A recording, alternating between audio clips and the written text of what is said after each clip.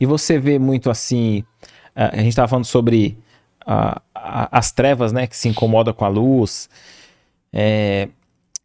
de como a instituição, aqueles trabalhadores têm que estar blindados.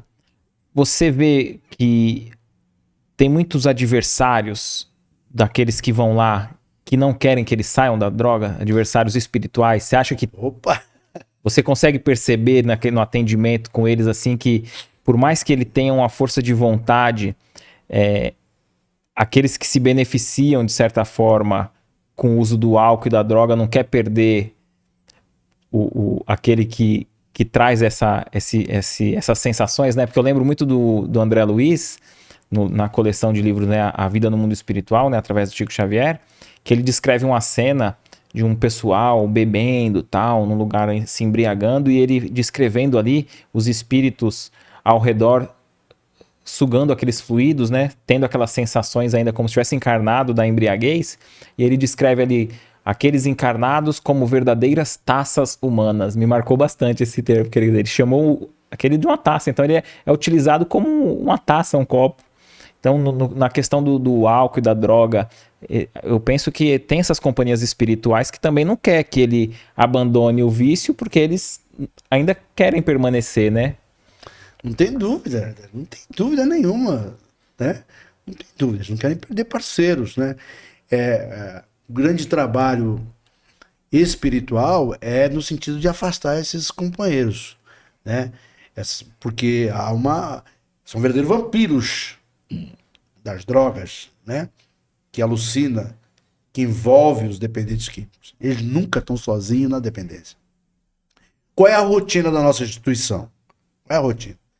Eles chegam 8h, 8h15, tem um pátio assim, que eles se reúnem no pátio, tem alguém do grupo, dos voluntários, que ficam ali até 8h30 falando de Jesus para eles, do Evangelho. Contando um caso, contando história. De onde que eles vieram? Vieram do baixo do viaduto, vieram da rua, tal.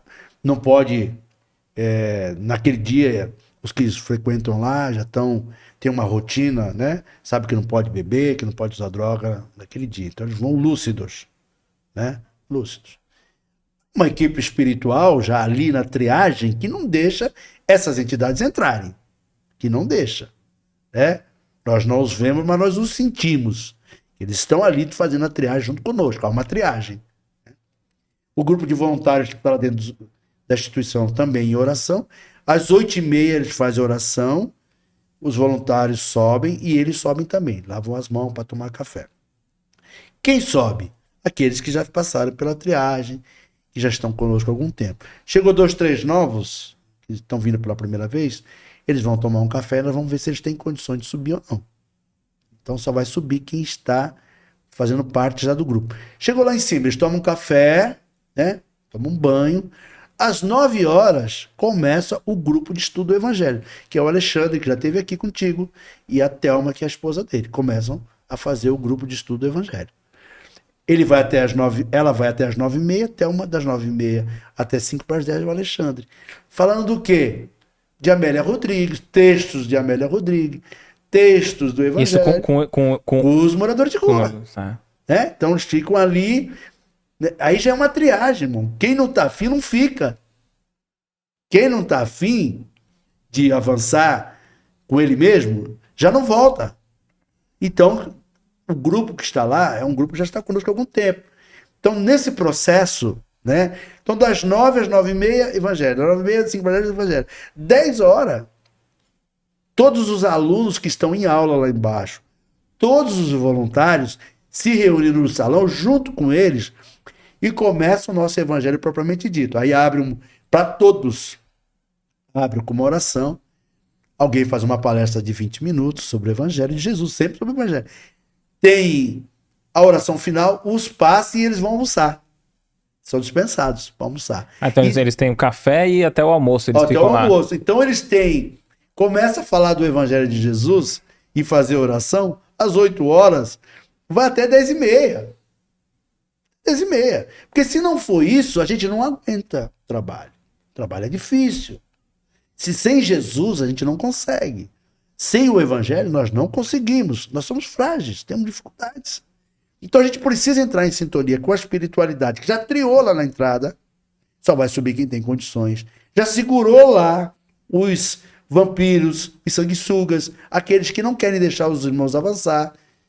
Nesse instante eles têm um momento de trégua. Quando você pergunta para eles, eu sei porque a gente já está um certo tempo com eles, muitos, graças a Deus, graças ao Evangelho de Jesus, retornaram aos lares, já, suas casinhas, outros retornaram às famílias, graças à mão de Jesus. Sempre Jesus. O Evangelho de Jesus é que promove isso, não somos nós. Temos dificuldades, né? Mas, por orientação da própria espiritualidade e da coordenação, é que tem esses momentos de evangelho para todos nós. E é isso que alicerça a base deles. E eles, quando saem dali, vai se conectar de novo com aquele sanguessuga ou não, depende deles. Aí depende deles. Mas se você pergunta para eles assim, o que te traz aqui? Eu sei porque eu sou assistente social de profissão, então eu converso muito com eles. Às vezes eles vão servir no nosso caminhão de buscar doações e tal. O que mais te atrai aqui? E sabe o que eles respondem? Não é o lanche, não é o café, não é o banho. É a paz que eu consigo ficar aqui essas 2h30 de paz, junto, conectado com o Evangelho de Jesus. Então, claro que tem esses ataques. E claro que tem também a providência divina agindo. Tem uma coordenação espiritual do trabalho, coordenado por apóstolo Paulo, por Estevão, pelos mentores espirituais da nossa casa. O que você achou desse corte? Coloca aqui nos comentários a sua opinião sobre esse tema. Para ver o episódio completo, é só pesquisar Recomeçar Podcast Espírita. E caso tenha ficado alguma dúvida sobre a doutrina espírita, é perfeitamente normal. Procure ler as obras de Allan Kardec.